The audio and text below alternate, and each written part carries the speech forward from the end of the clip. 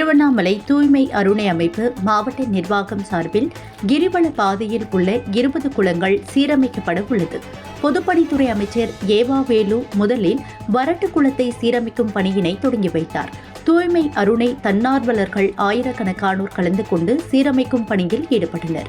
திருவண்ணாமலையில் தொண்டு செய்வோம் துணை நிற்போம் என்ற முழக்கத்தோடு கடந்த 7 ஆண்டுகளாக பொதுப்பணித்துறை அமைச்சர் ஏவா வேலு அமைப்பாளராக கொண்டு தூய்மை அருணை திட்டம் செயல்பட்டு வருகிறது. தூய்மை அருணை திட்டத்திற்கு 4 மேற்பார்வையாளர்களும் 39 வார்டுக்கு 39 ஒருங்கிணைப்பாளர்களும், மாடவீதி தூய்மை பணிகளுக்கு 7 ஒருங்கிணைப்பாளர்களும், ஒவ்வொரு வார்டுக்கும் 25 தூய்மை காவலர்கள் என ஆயிரக்கணக்கானோர் மரம் நடுதல், பராமரித்தல், கால்வாய் மற்றும் தூர்வாறுதல் என செயல்பட்டு வருகின்றனர்.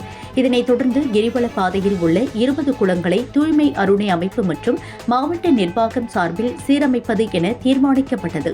அதன் முதற்கட்டமாக திருவண்ணாமலை கிரிவல பாதையில் உள்ள வரட்டு குளத்தை சீரமைக்கும் பணியினை பொதுப்பணித்துறை அமைச்சரும் தூய்மை அருணையின் அமைப்பாளருமான ஏவா வேலு தொடங்கி வைத்தார்.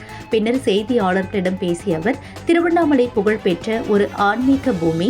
அண்ணாமலையார் திருக்கோவிலுக்கு பல லட்சக்கணக்கான ஆன்மீக பெருமக்கள் வந்த வண்ணம் உள்ளனர். வெளிநாடு, வெளி மாநிலங்கள், வெளி மாவட்டங்களில் இருந்து அண்ணாமலையாரை தரிசித்துவிட்டு 14 கிலோமீட்டர் கிரிவலம் வருவது வழக்கம். எனவேதான் திருவண்ணாமலை மாடவீதி, கிரிவல பாதை, நகர பகுதி அனைத்தும் தூய்மையாக இருக்க வேண்டும் என்ற நோக்கில் தூய்மை அருணை என்ற அமைப்பை 7 ஆண்டு காலத்திற்கு முன்பே தொடங்கி நடத்தி வருகிறோம். இந்த அமைப்பிற்கு நான் அமைப்பாளர், 4 மேற்பார்வையாளர்கள், 40 ஒருங்கிணைப்பாளர்கள், 7 மாடவீதி ஒருங்கிணைப்பாளர்கள், 1000 தூய்மை காவலர்கள்.